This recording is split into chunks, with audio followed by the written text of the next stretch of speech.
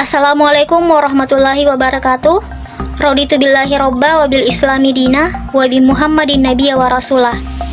Puji syukur kita panjatkan kehadirat Allah Subhanahu wa taala karena berkat limpahan rahmat dan karunia-Nya sehingga kita masih diberikan kesempatan untuk bertemu meskipun secara virtual. Terlebih dahulu perkenalkan, nama saya Cica, NIM 09150802200009. Tujuan saya untuk membuat video presentasi ini yaitu untuk memenuhi tugas mata kuliah menulis kreatif dengan dosen pembimbing yaitu Ibu Nur Laila SPD MPD. Baik, saya akan membawakan materi mengenai menulis esai. Terlebih dahulu saya akan memulai pada pengertian esai. Esai adalah tulisan yang terdiri dari paragraf yang membahas tentang suatu topik. Esai berasal dari bahasa Prancis, artinya mencoba berusaha. Esai sering juga disebut artikel, tulisan, atau komposisi. Dalam arti yang lebih luas, esai didefinisikan sebagai suatu karangan singkat yang berisi pendapat atau argumen penulis tentang suatu topik. Biasanya, seseorang menulis esai karena ia ingin memberikan pendapat terhadap suatu persoalan atau fenomena yang terjadi dalam masyarakat. Penulis esai atau sering juga disebut easis dapat juga mengupas satu topik persoalan yang memberikan tanggapan dan pendapatnya atas topik atau persoalan yang dibahasnya. Kemudian yang kedua yaitu ciri-ciri esai. Yang pertama, berbentuk prosa, artinya berbentuk komunikasi biasa, menghindarkan penggunaan bahasa dan fitur. Yang kedua, singkat, maksudnya dapat dibaca santai selama 2 jam. Yang ketiga, memiliki gaya pembeda. Seorang penulis esai yang baik akan membawa ciri dan gaya yang khas, yang membedakan tulisannya dengan gaya tulisan yang lain. Selanjutnya, selalu tidak utuh. Artinya, penulis memilih segi-segi yang penting dan menarik dari objek subjek yang hendak ditulis.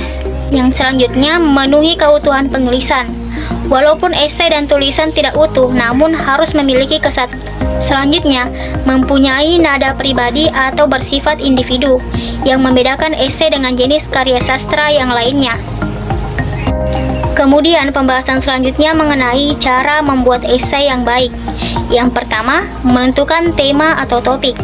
Yang kedua, membuat outline atau garis besar ide-ide yang akan dibahas. Yang ketiga, menuliskan pendapat kita sebagai penulisnya dengan kalimat yang singkat dan jelas.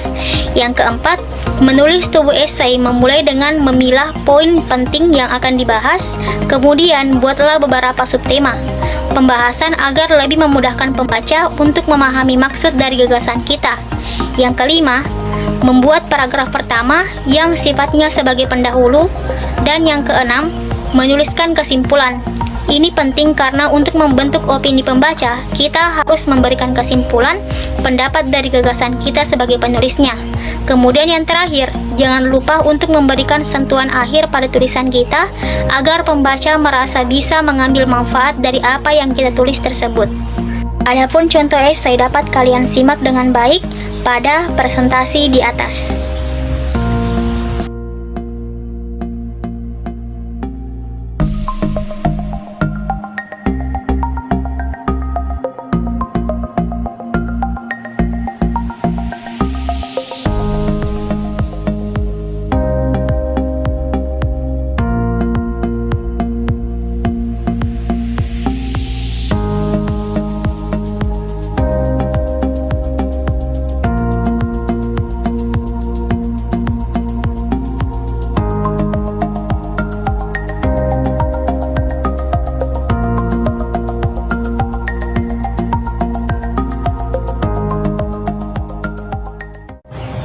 Itulah tadi presentasi dari saya, cukup sekian, lebih dan kurangnya mohon dimaafkan. Wassalamualaikum warahmatullahi wabarakatuh.